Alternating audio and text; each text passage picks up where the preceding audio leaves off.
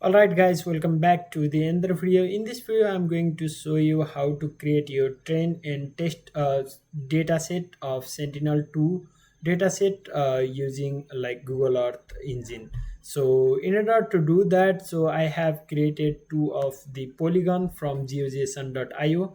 If you don't know how to create this, please make sure you watch my previous video, and then in this video also I'm going to reuse the code from previous video. And this is my train set and this is my test set. In the train, I selected the region somewhere in Pokhara, and in the test set, and the test set is from somewhere near this place. I don't know exactly the place name. I select this place because of the river line. So the thing is thing here I'm trying to do is I'm trying to detect the water bodies using deep learning. That's why I select this particular region for the test AOI. But feel free to select anything, and then feel free to do whatever you want. So yeah, so here actually, so previous in the previous section I have wrote this code which download the Sentinel-2 imagery from Google Earth engine. So here I'm going to change only one variable. So the variable is of course the train AOI. So if I need to import it and then save it as a AOI, and then it will be train AOIWD. And if I run this cell, so it will automatically zoom into the Pokhara region and then download the required band, which is 432 and 8 NIR band, RGB and NIR band. Of course, feel free to select any other bands or feel free to remove any bands from this list. All right, so after that, you will see this unsubmitted tags. So from here, you can write the file name is trainx.tif. Maybe no need to write tif. It will automatically write the geotif.tif file and then hit run.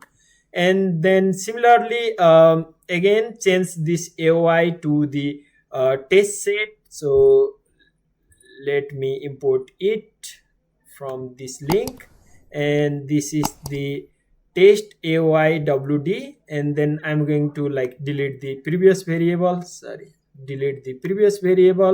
and then rename it to the AOI. All right, so after I do that, so I again hit run, so it will automatically zoom into the my test set over here. And then if I hit run, then I can download the test image as well, test x, and then hit run.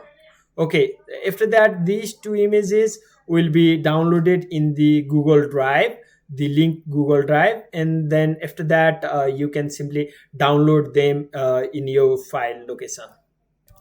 All right, so I have downloaded the files from Google Drive and then rename it to the xtest train.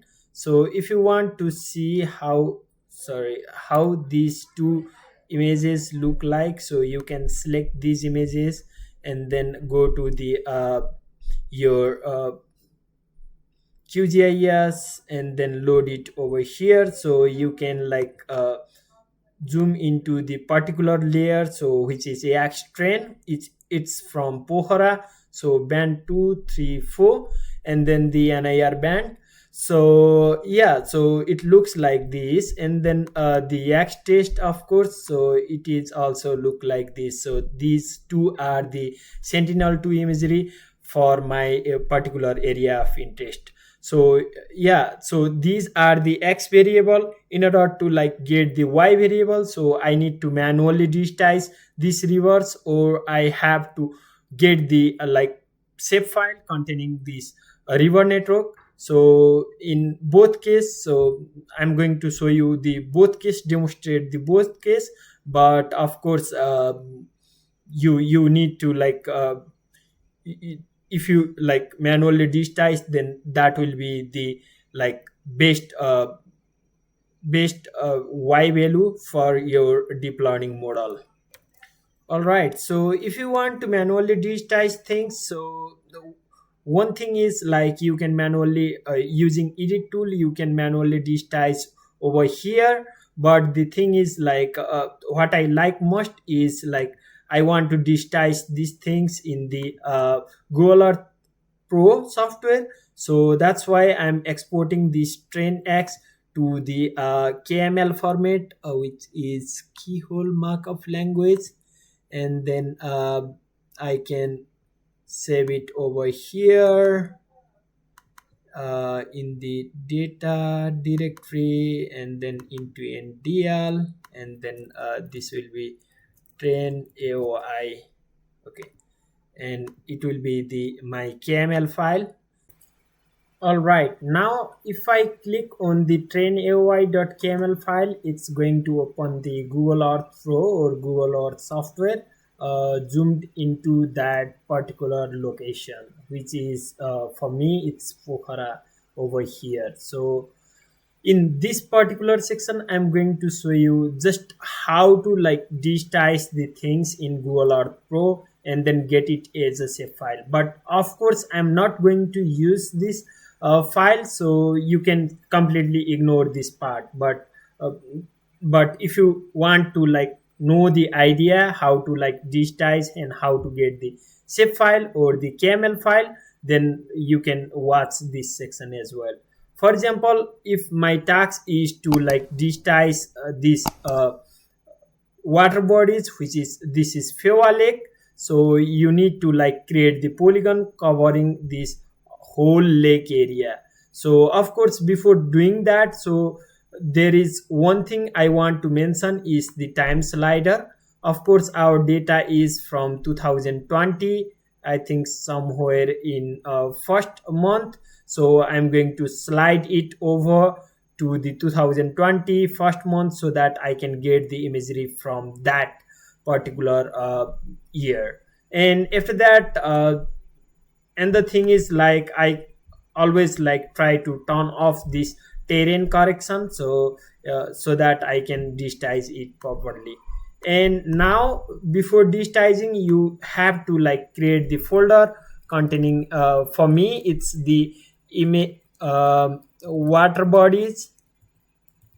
So I write the water bodies over here and then click OK. So after that, by clicking on this button, which is the like create polygon button, so you can start drawing your feature. Of course, for the line, I want to change the symbology to the red color, and then of course it to the 5 mm width, and then area to be like outlined, and then now I can like start drawing my feature.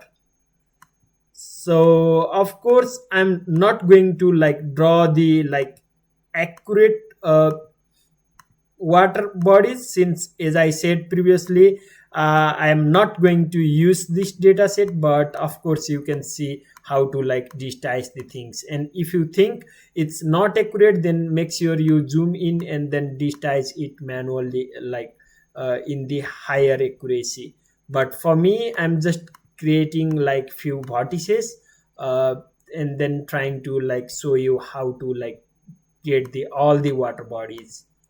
So yeah, so for example this one is Fewa Lake, and of course you need to like digitize other like water bodies over here or the river as well, which is of course really time consuming task. But that's how you digitize and get the more accuracy based on your sentinel 2 imagery. And if you are satisfied with this, click OK, so that you will get the polygon. Maybe I can change the name to 1, and then maybe I can create another polygon over here, so which is of course another water body. uh, as I said previously, it's not perfect, so I'm just showing you the demo. So it will be 2, and then click OK. So in this way you have to like digitize, zoom in and then digitize manually these rivers and everything with the accurate vertices. So if you have these files, then you can of course save these places as the like the water bodies.kml in KML format maybe. Okay, so you can save it over here, and after that, so you can like load this KML file in the QGIS over here, and of course select water bodies, and then you will get these polygons, right? Or you can manually digitize in the QGIS as well. So that's how you digitize. After that, if you are like satisfied with this boundary, then export this KML file to the like ESRI zip files. So in the later video or in the later section, I'm going to use this zip file containing water bodies to like to create my training data set. So yeah, so this is just the demonstration. Of course, I'm not going to use this data set because this is not the accurate data set. So here, if you search for the Nepal water bodies shape file, you landed on the homedata.org site, which represent the like water body from all over the Nepal. And first thing is you need to like download this file. This is the polygon representation, so I'm going to download this file, and then of course extract and then clip on the area of interest. All right, so I downloaded and extracted. So now my zip file look like this. So this green polygon represent the water bodies, so it's hard to distinguish, but it's all over the Nepal. So the first step is to clip out the area of interest from train and test data set. So in order to do that, you can use the vector and geomet I think geoprocessing, and then clip, and then select input layer is the Nepal layer, and then output will be train AOI, and then you can save it in a file. So here you can write I think I can change it to zip file, and then it will be like train x and then vector. So since it's the shape file, so I'm writing vector. So somehow it's not working in QGIS, so I just tried in the ArcGIS Pro with the pairwise clip function, so it's working fine. So in the data folder, so now I have train x vector and test x vector, so which are like ready to use.